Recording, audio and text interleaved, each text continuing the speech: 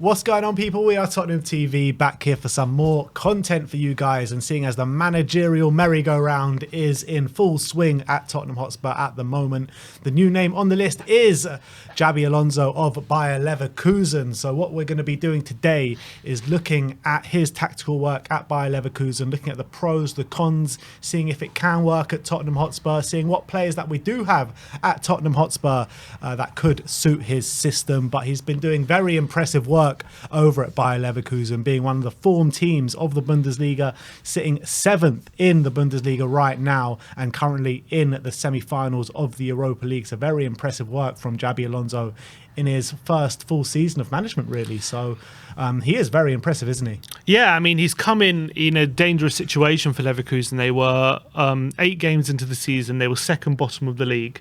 They were kind of in dire straits, 5 points as well.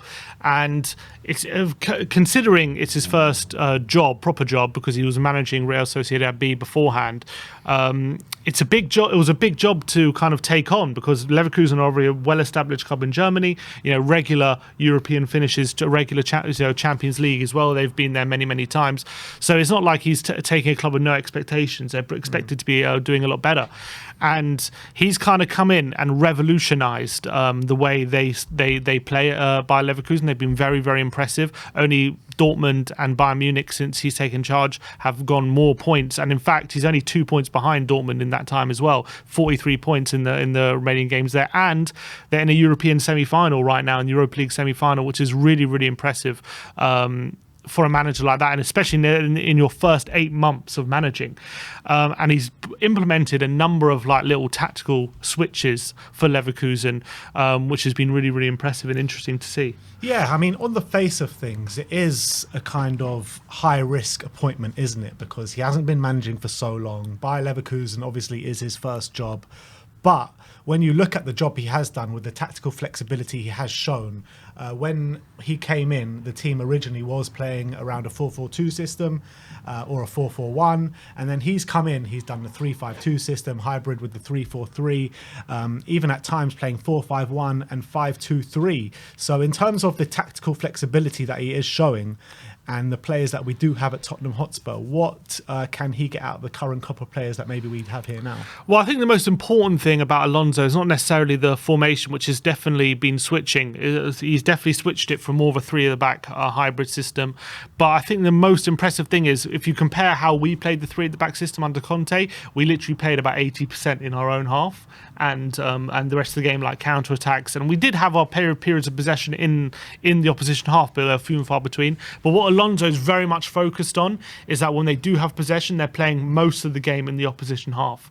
And it's not like, I think Tottenham led the way under Conte in like passes in our own defensive third. We'll always be playing it around the back, whereas Alonso is very much focused on getting the ball up the pitch very quickly, making sure that everyone's in a structure that they can hold possession in the opposition's half. And it leads to a lot more attacking situations. It leads to a lot more danger for the opposition, and he presses the wing backs like Conte did very high up, but he doesn't do it in a way where they're constantly defending and having to run back in their situations. They're more like wingers than they are wing backs in this Alonso system, and that's the most impressive thing that I've noticed since he's like being manager of Leverkusen. That's the most impressive thing. That's what we need. We need to be more on the front foot, more in the opposition's half, rather than constantly behind the ball, behind the play, and drawing the opposition out. And that's the main difference, is how he's been playing the system. And I think that's what we want. We want to see more attacking football, and that's what he's implemented at Leverkusen. Yeah, and it seems as though, like what you're saying about Antonio Conte, he liked to control games without the ball. Xabi Alonso is the complete opposite. He likes to control the game with the ball, having complete control of the ball from top to bottom, from the defence all the way up to the attack.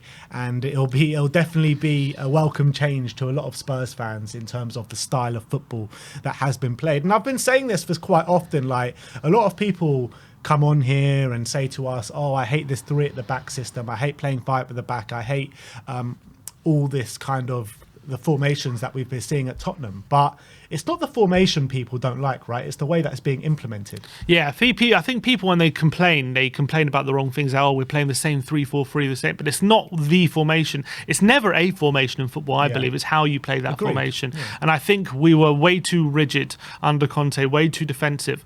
You can argue whether there's reasons for that because of the players, but I never thought there was an attempt, at least, to try and get the play more in the opposition's half. And maybe under someone like Alonso, it'll be very, very different. And I think, in case in point, I've been reading up about how the style of play and how they like to press. They're a lot more aggressive pressers than we are. We kind of seem to pick and choose. But when they talk about the wing backs, what he did with the wing backs is he would have his wing backs go forward and actually press the opposition fullbacks, not their wingers. Whereas Conte would always have Son or Kulusevski tracking the opposition wing backs, and he would have our wing backs tracking the wingers, and he would have them pressing there.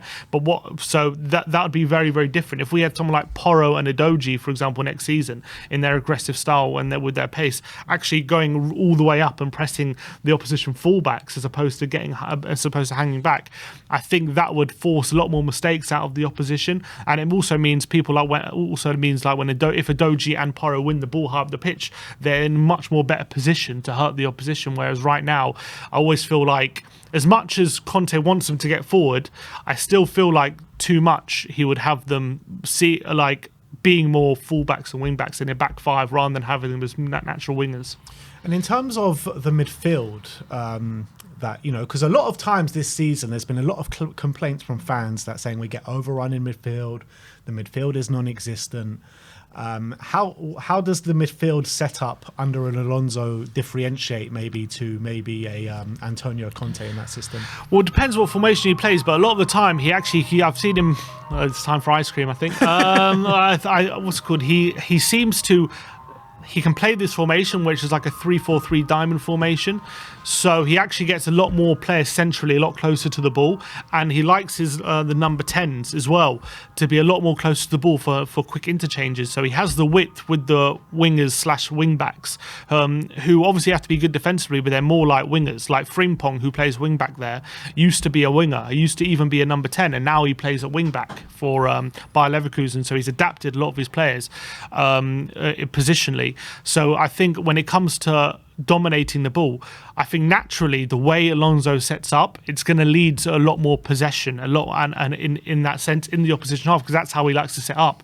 So I think with Spurs, we always had those two kind of defensive mids, and then the possession came with the wing backs getting the ball out wide and whipping crosses into the number 10s. I always felt like there wasn't the structure in place for the midfielders and the number 10s to combine enough and keep possession in the opposition's half. It was all about getting the forward quickly, direct attacks, getting the ball wide at the first opportunity, and then whipping crosses in. Whereas Alonso likes his players to be more centrally, likes his players to have quick interchanges and be more possession-based inside the opposition's half, and he builds the structure in that way, whereas Conte was a bit different. So even though the formation might be similar, the way the formation allows itself to keep possession in the opposition's half is very different. Yeah, and it's interesting that, because obviously what we're saying is that Alonso likes to dominate the ball. He likes to progress the ball up the pitch and dominate each facet on the ball on the pitch. But there has been examples this season of Xabi Alonso when things maybe aren't going their way to go a lot more direct and use that fast-paced, direct attacking play. And maybe that's a facet in his game that he would use in the early stages of being Spurs manager, with maybe Spurs not having players too comfortable on the ball. Or even when we play against teams better than us. Yeah.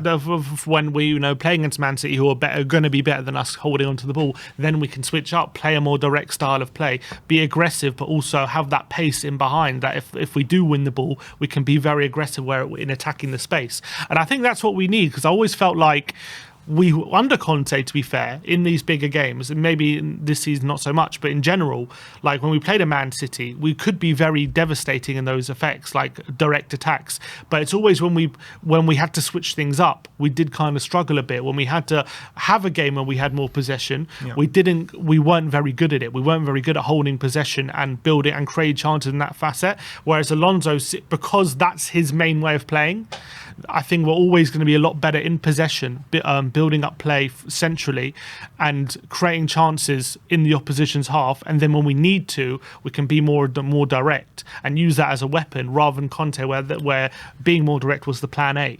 And I think that's what we want. We want possession based to be the plan A. So when that's not working, we can mix it up a bit.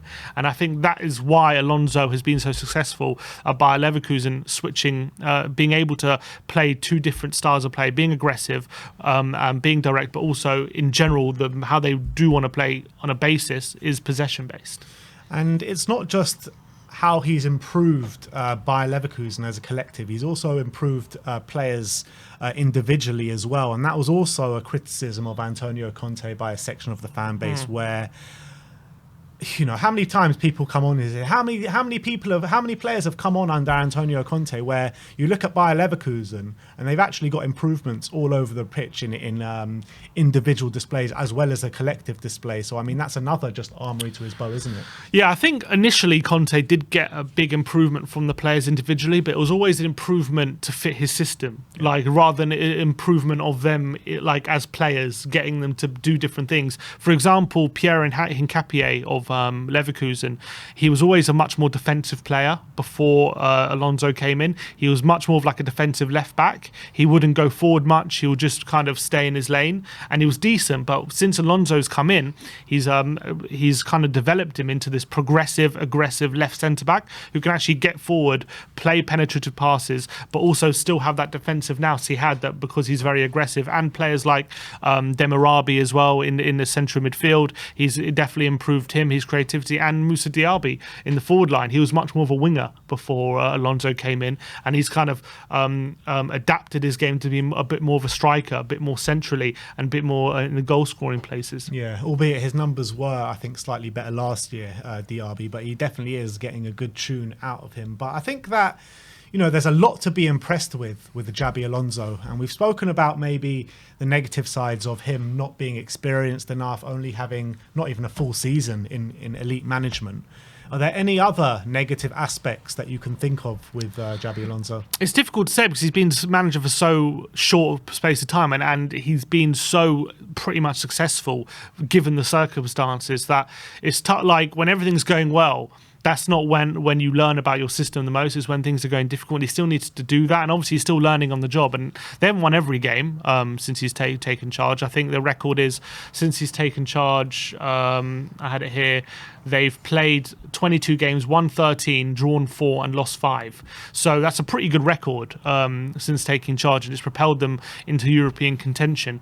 In terms of negative things, I mean, it's tough for me to say because there hasn't been too many negatives for him, but I guess when we talk about negatives, he takes a bold approach, and it does leave for risk. It definitely does throw caution to the wind. And when you have defenders like we currently have, you can do all of that, and we can be better on the ball, but it's still going to leave you exposed going back. So unless we have much better set of defenders, you're still going to have those deficiencies when we're defending. So obviously that's going to need improving. But I think how our defence and how our team in general on the ball is going to improve if we have a manager like Alonso would be massive in my opinion.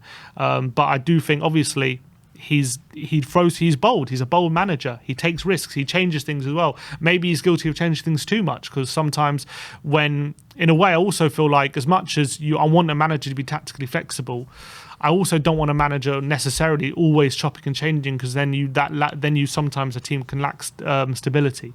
Yeah. But those are kind of being nitpicky, I feel, at this point. Yeah, I can see that. He's also a manager, obviously, that knows the Premier League really well, obviously playing here with Liverpool, winning a lot of stuff with Liverpool. But as a manager, obviously, it is very different. We've seen Frank Lampard come in and just not do anything, but that just goes to the quality of the manager. But when you're looking at Xabi Alonso, right, I think he's definitely a manager that Spurs should be considering when you're taking into account his tactical nous, the way he improves players. And I think he's making himself a very exciting prospect for a club, maybe not a club at the top, but maybe a club in where we are right now, where we're looking to improve, where we're really at down at the bottom, really, and we just need to take this club onto the next level and really improve every facet of the football club and bring in a young, progressive manager that maybe has a lot to prove and will take to the Tottenham job really kindly. So it's important to note, to be fair, in terms of negatives on Alonso, they were in the Champions League when he got appointed, and he did get knocked out the group stage, but they were halfway through the group stage anyway. But now they are in Europa League semi-final. They've beaten Monaco.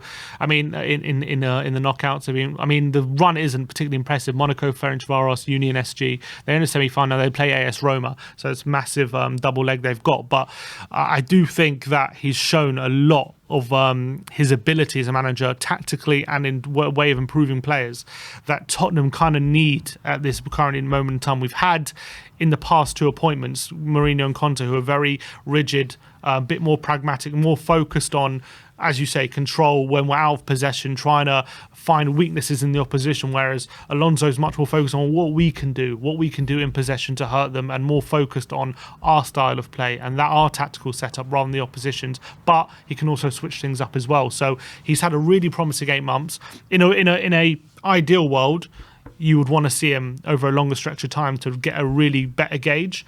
But if I'm got the opportunity, if we can't get our first choice targets and he's willing to come, I think that's one of those where I would probably take the leap on him if rather than someone like, for example, a Brendan Rodgers who's more experienced in the Premier League. I'd rather take a leap on someone like Alonso who's going to bring more innovative ideas to the Premier League, rather than someone like who's might have more experience than him. I think the signs are pointing in the right direction with Xabi Alonso, aren't they? And I think there's a new crop of these young managers coming through now that we all grew up watching play the game. You know, the Xabi Alonsos, the Vincent Kompanies, and people of that ilk. So I agree with you. I mean, I would be very excited to bring in Xabi Alonso. It is a bit worrying, his experience in the game, but you only get experience by managing games. So I think for someone to come here and learn on the job as well, gather that experience on the job, as well as the knowledge that he does have, his tactical knowledge and his knowledge of improving players and his man management skills, I think it's one that would be good to take the leap on, to be honest. And I think he would be a very good option for Spurs.